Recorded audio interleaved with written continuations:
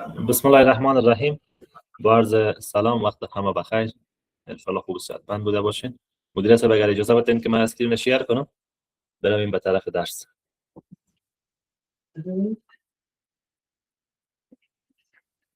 السلام عليكم أستاذ إبراهيم، وقتكم بخير. درس الأستاذ ميتان شروع كريم بخير.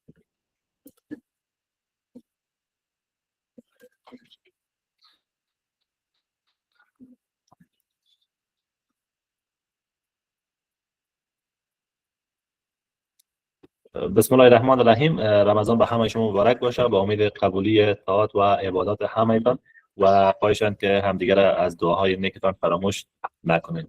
در جلسات گذشته در مورد آمازون اولسل کریتریا ما شما صحبت کرده بودیم، نکات بارزش خوانده بودیم که کلا باید در نظر گرفته میشد. بعضیا که در بزنس آمازون فیلد میشن و یا هم کسایی هستن که پروداکت های انتخاب میکنن که فروخته نمیشه. همین موضوعات اگر شما مد نظر بگیرید مطمئن باشین که یک مسئول خوب انتخاب کرده میتوانین. خب ما هم ریکارد کالا بگیریم که باز شاگردا شریک بسازیم. البته بر شاگردای خود میگیریم، نه برای پوهنتون. خب بسم الله الرحمن الرحیم. به ادامه جلسات گذشته امروز در مورد products reviews and ratings صحبت میکنیم. یعنی یک مسئول که انتخاب میکنیم تمام ابعادش در نظر گرفته بودیم، ریویو ها و ریتینگ های پروداکت ها چگونه باید باشه. ریویو را ما شما گفته بودیم کامنت هایی است که کسانی که پروداکت خریداری میکنه نظر به تجربه خود از استفاده پروداکت در پایین پروداکت همون مورد ذکر میکنه. یعنی یک کامنت درباره پروداکت میده، اگر زیاد مثلا راضی بود کامنت مثبت، اگر ناراض بود کامنت منفی، و به همون ترتیب نظر به رضایت و عدم رضایت خود از ستاره ها هم استفاده کرده میتونه که از 1 الی 5 ستاره میتونه که یک پروداکت داشته باشه. Consider products with good rating 4+ stars. شما یک پروداکت که انتخاب میکنین باید ریتینگ از اون چگونه باشه؟ باید 4+ باشه. یعنی نمراتی که مردم در یک پروداکت میداده باشه اون نمرات از 4 و بالاتر باشه. درست است؟ مثلا اگر شما amazon.com در نظر بگیریم، یک مسئول در نظر میگیریم میبینیم که ریتینگ های از او چند است. یعنی مردم که پروداکت انتخاب کرده چه مقدار ریتینگ یا نمره برش داده. مثلا من شوز سرچ میکنم، کفش، اینجا کفش هایی که میآید یک از ما انتخاب میکنیم تا اینکه ریتینگ و ریویو رو در می بررسی کنیم. مثلا این پروداکت اگر اینجا شما ببینید 161 نفر به این ریتینگ داده و اینجا ببینید 66% ریتینگ ها چی هست؟ 5 استار هست. و به شکل دیگه اگر شما در اینجا ببینید بالای کرسر بار ببینید چی نوشته است؟ 4.2 سایز، یعنی از 5 این 4.2 نمره گرفته. من گفتم باید ریتینگ ها چی باشه؟ 4+ باشه. اینجا ببینید این 4+ هست، یعنی حداقل 4 ستاره ریتینگ گرفته. اوسط ریتینگ ها از 4 به بالا رفته، در حالی که اینجا 1 ستاره، 2 ستاره، 3 ستاره هم وجود داره، اما تعداد 5 ستاره بسیار زیاد است. اوسط از 4 به بالا برده، یعنی ریتینگ از بین 4 الی 5 است. پس یک مسئول خوب بوده میتونه. و همچنان شما reasonable number of reviews شما در نظر بگیرید. یعنی در محصولات شما میبینید که مردم ریویو داده، اما ریویو هایی را شما مطالعه میکنید یک دلیل بهش خودتان می‌داشته باشین. نمیشه که یک پروداکت 1000 تا ریویو داشته باشه، ریویو ها تمامش باز مثلا منفی باشه، باز شما به خاطر اینکه 1000 تا ریویو داره بگید والا یک پروداکت یا محصول خوب است. قسم یک بوده نمیتونه. ریویو ها را شما که مطالعه میکنین، اون ریویو ها باید مثلا ریویو های مثبت بیشتر باشه.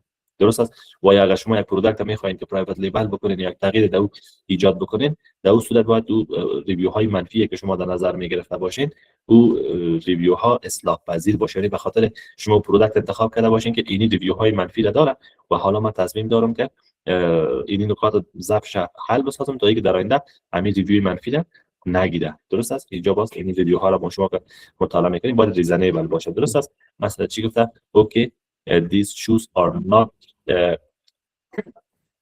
Iraguma shoes. They are little more footballish texture, but they are very decent quality and they fit exercise. خب این کفش ها را گفتم یک قسمی که به نظر میرسه و قسم یک کفش نیست، این بیشتر یک کفش فوتبالی در پای فت است و یک کیفیت خوب هم داره. یک نظر مثبت است، یعنی کفش خوب است. اگر ما انتخاب کرده و توانیم این پروداکت بخوایم به فروش برسانیم، همین ریویو بر ما کفایت میکنه. و هر قدر ریویو ها زیاد باشه، پرتقاضا بودن پروداکت نشان میده. خب این بود در قسمت آمازون اول سری کریتریا، ان شاء الله که همه مواردش شما درک کرده باشین. حالا میرویم به طرف گیتد و ان گیتد پروداکتس. ببینیم گیتد و ان گیتد پروداکتس کدام پروداکت ها را به شما میگیم. یک روز دیگه یک کمی ماده بار اشاره کرده بودم برای شما که بعضی از محصولات که است لیست کردن از او در آمازون به شکل مستقیم اجازه است، اما بعضی از محصولات که است لیست کردن از او در آمازون به شکل مستقیم اجازه نیست. اونایی که اجازه نباشه اون گیتد گفته میشه، یعنی محدود شدگی، محدود شدگی. و اونایی که مثلا باز باشه یا آزاد باشه لیست کردنش او ان گیتد گفته میشه. در کل امروز ما شما گیتد و ان گیتد پروداکت ها را میفهمیم. در ابتدا در مورد گیتد کاتگوریز صحبت میکنیم. Gated categories are specific product categories on Amazon that are restricted. کاتگوری های مسدود شده یا محدود شده، کاتگوری های مشخص از محصولات در آمازون هستند که قفل شدگی هستند یا محدود شده، فروختنش برای هر کس اجازه نیست، آزاد گذاشته نشده، قید شده. و بعضی ها اجازه میده و بعضی ها اجازه نمیده. و کسانی که اجازه هم میده تحت یک شرایط اجازه میده. حالا فروشنده ها چیکار باید بکنن؟ Sellers need approval from Amazon before they can list those products. کسانی که پروداکت ها را میخواین به فروش برسانند اونا باید از آمازون اپرووال یا اجازه نامه داشته باشند. زمانی میخواین پروداکت ما شما لیست بکنیم در اکانت سلر آمازون که میریم ابتدا ایزنش رو تست میکنیم. وقتی که ایزن ما شما جابجا میکنیم اگر پروداکت مثلا گیتد نباشه، آزاد باشه، مستقیم دیگه جاهایی باز میشه، مثلا نام پروداکت، تایتل، دسکریپشن، ابعاد، قیمت، جای تصویر، جای ویدیو، ریتینگ، ریویو، کل گپاش باز شده میره اونجا ما شما جابجا کرده میره. اما اگر پروداکت گیتد باشه باز آمازون چی آپشن اونجا میده؟ نوشته میشه ریکوست تو سل، یعنی با آمازون درخواست بکن به خاطر فروختن اینمی پروداکت. این خیلی راحت است، یعنی چیزی نیست که شما پروداکت انتخاب کرده باشین پس آن متوجه شوین که والا این پروداکت گیتد بوده.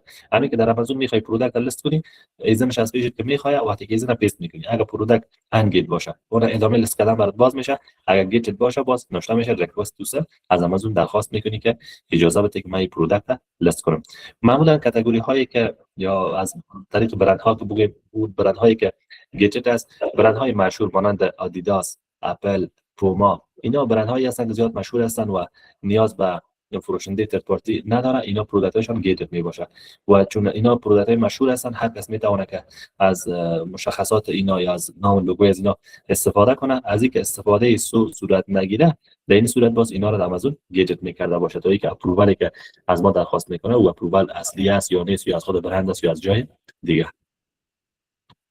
common gated categories معمولا یا بیشتر کدام کاتگوری ها هستند که gated است یا محدود شدگی هستند؟ کدام کاتگوری ها هستند؟ اینجا ما شما میخوانیم luxury, beauty and cosmetic. بیشتر اون کاتگوری هایی که مربوط مواد زیبایی یا مواد آرایشی می باشه اینا gated می باشه. مثلا این کریم های ضد آفتاب اگر بخوایم میرم شما در آمازون به فروش برسانیم این گیتد است. به خاطر چی گیتد است؟ که این خب مثلا برند آکو است، اگر یک کسی از این نام سو استفاده کرده باشه پروداکت فیک تولید کرده باشه نشه که پروداکت جعلی یا فیک از طریق آمازون به فروش برسه که یک کسی که استفاده میکنه به جلدش آسیب برسه. از یک طرف نام آمازون بد میشه که پروداکت بدل فروخت، از طرف دیگه نام خود برند بد میشه که برند آکو مثلا خیلی تعریف میکنه قابل تعریف نیست. به همین خاطر آنچه که مربوط مواد بهداشتی و آرایشی میشه اینا کاتگوری های چی هستن؟ گیتد هستن، یعنی آزاد گذاشته نشده تا اینکه ما شما اپرووال یا انوایس اصلی برند پیشکش نکنید به آمازون این پروداکت اجازه فروش برای ما داده نمیشه. کاتگوری دیگه که گیتد هست grocery and gourmet food هست. کاتگوری بخش موادهای غذایی اینا هم هستن. کاتگوری های چی هست؟ گیتد. به خاطر چی؟ بخش خوراکی و مواد غذایی که هست امکان از این داره که به تاریخ تیر شده باشه و امکان از این وجود داره که از نام برندها سوء استفاده شده باشه، چیز بدل در داخل از اون جابجا شده باشه، چون این هم به صحت انسان مضر باشه و اون خاطر این کاتگوری هم گیتد هست. بخش مواد غذایی watch and jewelry، بخش جواهرات و بخش ساعت‌های هوشمند اینا هم کسان گیتد است.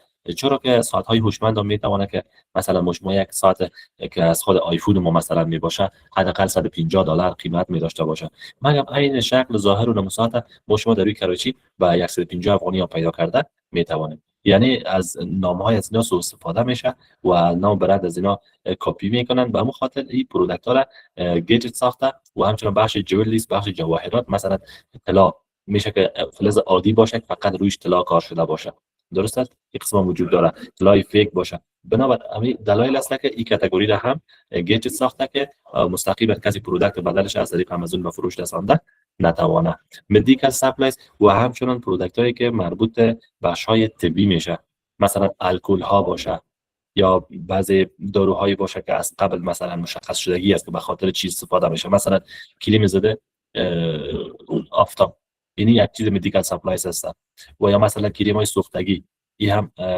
بخش مدیکال سپلایز میشه بنابراین این کاتگوری هایی هستن که کلا در آمازون گیتد شده که من 4 تا جواب مشخص کردم شما میتونید که بیشتر تحقیق کنید تا اینکه کاتگوری ها را بشناسید خب این بود بخش کاتگوری های گیتد درست است ان شاء الله گیتد کاتگوریز همگی شما فهمیده باشید حالا میریم به طرف ان گیتد کاتگوریز ان گیتد کاتگوریز اونمو انگیجد کاتگوریز اونمو کاتگوری های را ما شما میگیم که مستقیم به بدن انسان ضرری نمیرسانه درست است خب در مورد نماز عصر گفتین ساعت 4:30 جماعت اصلا از اذان تا 4:20 باشه ما توقف کردن نمیتوانیم به خاطر اگر 4:20 به خاطر شما توقف کنیم 4:30 به خاطر دیگرها باز 20 دقیقه نیم ساعت وقفه ایجاد میشه خب انگیجد کاتگوریز اونمو امو کاتگوری هایی هست که مثلا به صحت مستقیم ضرر رسانده نمیتونه مثلا مواد خوراکی نیست که صحت شما را متضرر بسازه مواد بهداشتی نیست که اگر ما استفاده کنیم مثلا به جلد ما ضرر برسانه مواد خوراکی حیوانات نیست که باعث مریضی از اونها شود مواد اطفال نیست که باعث حساسیت وجود از اونها شود اینا را ما انگیجد میگیم مثلا نمونه چی یک کفش از دیگه یا خرد بزرگ میباشه کدام مشکل نداره یک کسی استفادهش میکنه این چیزی نیست که به اندازه یک مواد غذایی به بدن مثلا بدن مقابلش حساسیت نشان بده یا اندازه یک مواد بهداشتی دیگه بدن مقابلش حساسیت نشان بده همچون یک چیزی نیست بنابراین این کاتگوری چی از انگیجد است خب یک تعریف از یک داشته باشیم ungated categories are those product categories on Amazon that are not restricted این کاتگوری هایی هستند که در آمازون قفل نشده کدام محدودیت بالای از این آمازون لیست نکرده sellers don't need approval from Amazon before they can list those products کسانی که پروداکت ها را میخواهند به فروش برسانند نیاز به این ندارند که از آمازون اجازه نامه داشته باشند مستقیم میتوانند پروداکت خودشان را لیست بکنند به گدام آمازون انتقال بده و فروشات خودشان آغاز کنند این کاتگوری انگیجد است یعنی آنچه که گیتد بود انگیجد برعکس از او است مثلا گیتد به خاطر فروختنش از آمازون اجازه میگرفتید در انگیجد اجازه نمیگیرید گیتد مثلا بخش مواد غذایی بود انگیجد بخش مواد غذایی نیست گیتد مثلا مواد بهداشتی بود انگیجد مواد بهداشتی نیست درست برعکس از اونها است کسانی اسلاید رو نمیبینن اینترنتشون ضعیفه خب حالا من از شما یک سوال پرسان بکنم که در این بخش کدام از این میتونه که بخش گیتد باشه و کدام از این میتونه که بخش انگیجد باشه خب من سوال پرسان میکنم از بهوند شریفی آقای بهوند شریفی شما برام بگوین که در این کاتگوری هایی که اینجا میبینیم به نظر شما کدام از این گیتد باشه گیتد میتونه که صابون باشه و چپس آفرینی میتونه که گیتد باشه و همچنان بانو فاطمه حسینی برام بگوین که کدام از این میتونه که انگیتد باشه سلام همگی انگیتد احتمالاً کفششون همونطور که گفتین ضرری نداره آها دقیقاً پس شما کاتگوری هایی که گیتد و انگیتد میباشه فهمیدین خب حالا سوال اینجاست why does Amazon get products چرا آمازون بعضی پروداکت ها را گیتد میکنه درست است چی نیاز داره که گیتد شه چند دلیل داره prevent counterfeits or low quality items به خاطر از این که از کسانی که استفاده جو میباشه و یا کسانی که پروداکت های بی‌کیفیت میخواهند به فروش برسانه و یا کسانی که پروداکت های تولید میکنه که از نام یک برند استفاده میکنه اما او کیفیت نمی داشته باشه از استفاده جوی اونا جلوگیری شود یک دلیلش اینمی است چرا مثلا اگر شما پروداکت آدیداس رو بخواید به فروش برسانید در پروداکت آدیداس که میخواید به فروش برسانید آدیداس انوایسش پیش آمازون ثبت است برای آمازون معلوم است که قرار است آدیداس چی نوع یک انوایس بر مشتریان خودش بده زمانی که آمازون از ما یک انوایس میخواد او را پیشنهاد بکنیم اگر اصلی باشه هم معلوم میشه اگر فیک باشه هم معلوم میشه به همین خاطر اون کاتگوری ها را گیتد ساخته که از چیزایی که بی کیفیت می باشه یا کسانی که استفاده جویی میکنه چیز بدل تولید میکنه اونا پروداکت به فروش رسانده نتوانند ensure customer safety. موضوع دیگه که برای آمازون خیلی مهم است موضوع امنیت مشتری هایش است. مثلا مشتری آمازون کی باشه؟ یک کسی باشه که برای اطفال خود همیشه از آمازون پروداکت خریداری میکنه. اگر یک صابون اطفال از آمازون مثلا خریداری بکنه زمانی که طفلش با او شستشو کنه طفل بدنش حساسیت نشان بده در این قسمت خب باز او دفعه دیگه از آمازون هم شکایت میکنه و هم دیگه پروداکت از او خریداری نمیکنه. به این خاطر آمازون سیفتی کاربرا یا سیفتی کسانی که مشتریش هستند براش بسیار مهم است. protect brand reputation به خاطر حفظ و نگهداری اعتبار یک برند، مثلا صابون دو یا چپس لیز یا کفش آدیداس، اینا چیزایی هستن که شما همین که نامش میبینید چون قبلا استفاده کردیم یا دیگران استفاده کردن امتحان خود برای شما دادن مستقیم میریم خریداری میکنیم. اما اگر یک کسی بیاید از نام دو یا از نام لیز یا از نام آدیداس استفاده سو بکنه یک پروداکت ضعیف یک پروداکت بدل برای شما بده در این صورت این برند چی میشه؟ بدنام میشه. به خاطر که آمازون اعتبار برندهای خود حفظ کرده باشه همین کار انجام میده. comply with legal requirements و همچنین آمازون میخواد که موضوعات حقوقی را با موضوعات حقوقی کنار بیاید. موضوعات حقوقی به طور مثال چی؟ همکار است مثلا چپس لیز با همین نام یا با همین نشان پروداکت هایی که به طور مثال تولید میکنه همه یک از پیش رضایت داره. این در واقع یک حقوق خودش داره، درست است؟ یک اعتبار خودش داره، یک حقوق خودش داره. چه قسم حقوق؟ به طور مثال انگلیسی لیگل رایت ما برش میگیم. لیگل رایت تحت لفظش نمیفهمم چه قسم ترک منظم ترجمه میاد. یعنی کسی نتوانه که از حقوق امی چپس لیز استفاده سو کنه. یا مثلا تلفن‌های آیفون، مثلا در بازار آیفون تلفن‌های 17 پرو مکس به طور مثلا چند درصد؟ 14.5 دلار تا 15.5 تا 18 دلار در بازار 17 پرو مکس است. اما فیک از اون هم وجود داره. با چقدر؟ مثلا با 4000 افغانی، با 3000 افغانی، با 5000 افغانی. یعنی این از حقوق امی اپل چی شده؟ استفاده سو شده. بنا مورد آخر که از این قسم چیز است که آمازون اجازه نمیده که از حقوق یک برند استفاده سو شود و واسه آمازون پروداکت‌های به فروش برسه. خب how to get engaged. چطور ما شما میتوانیم که همین کاتگوری هایی که مثلا گیتد می باشه اینا رو انگیج کنیم یا چطور میتوانیم که اپرووال بگیریم. شما وقتی در اکانت سلرتون میرید اونجا یک آپشن برام اینونتوری شما دارید. بالا اینونتوری کلیک میکنید، اد پروداکت، بالا اد پروداکت کلیک میکنید. بعدا برای شما هر پروداکتی که مثلا شما میخواین به فروش برسونید ایزنش اونجا پیست میکنید. زمانی که ایزنش شما پیست کردید اگر پروداکت گیتد باشه شما یک آپشن اونجا مشاهده میکنید ریکوست اپرووال. اگر نه که باز پروداکت گیتد نباشه مستقیم همون لیست اما آپشن ها یا خانه‌های لیست کردن پروداکت مستقیم چی میشه؟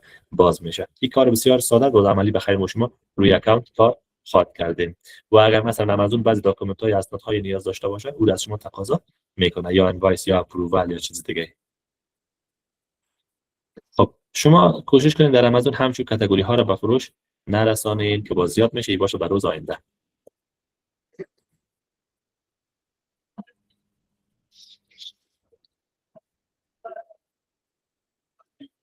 ان شاء الله که یکی دو جلسه دیگه درس بخونیم. درس‌های ما شما میره به طرف عملی. برای شاگردان مثلا کیپا رو هم براتون عملی فعال میکنیم، کار میکنیم. چطور شما پروداکت هانتینگ بکنید. پروداکت هانتینگ به خیر یاد گرفتید میریم به طرف برند اپرووال که چطور شما اپرووال از برندها بگیرید. زمانی برند اپرووال یا پا گرفته شد کسانی پاس به خیر اکانتشون ساخته شده بودن به اونا میریم پروداکت لیست میکنیم. چطور در آمازون مشکل پروداکت لیست کرده میتونیم. در مورد محافظت از اکانتاتون براتون میگیم. ان شاء الله به ترتیب این مسیر ما شما به پیش میبریم. خب اگر سوالی وجود داشته باشه بفرمایید بپرسید. آقای شریفی بفرمایید. السلام علیکم استاد محترم. ما 4-5 در جلسه ما موضوعات را خواندیم که کلا که چی چیزایی را باید از یک پروداکت یا از یک تولید باید ما مد نظر بگیریم که او برند خوب فروخته شود. اینا مثلا تمام از موضوعات که ما ببینیم بگردیم شاید پیدا کردن از این خیلی سخت باشه بر ما.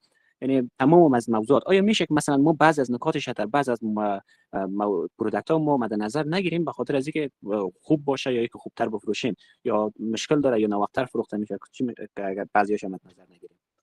آها ببینین آنچه که ما برای شما گفتم که باید در پروداکت در نظر بگیریم اینا 100% باید در پروداکت در نظر گرفته شود. و اینکه چطور ما شما گفته شما شاید خیلی وقت ما ضایع شود که قدر موارد بتوانیم بالا یک پروداکت ما تطبیق بکنیم. درست است؟ مثلا شما یک موتور قرار باشه بخرید یک کسی برای شما بگه که این 50 مورد باید موتور شما داشته باشه.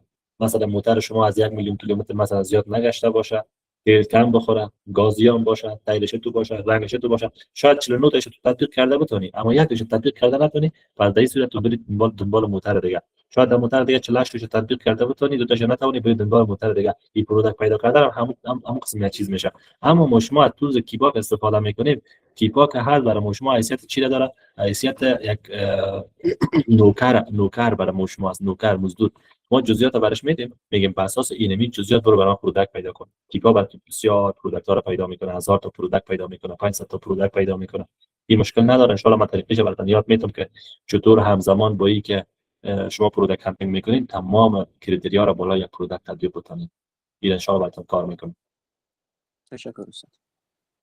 سلامت باشید. و به خاطر کیپا دوستان، تنها اصلا شما یک نفر به خاطر کیپا پول ارسال کرده بودن برای من کیپا فعال بکنین، دیگرها هم تو یک تا در خواب هستن، هنوز اقدام نکردن. شما هم لطفاً به خاطر کیپا پولتون آماده بکنین که ما تمرین بکنیم، با برش ما کار خانگی میتیم.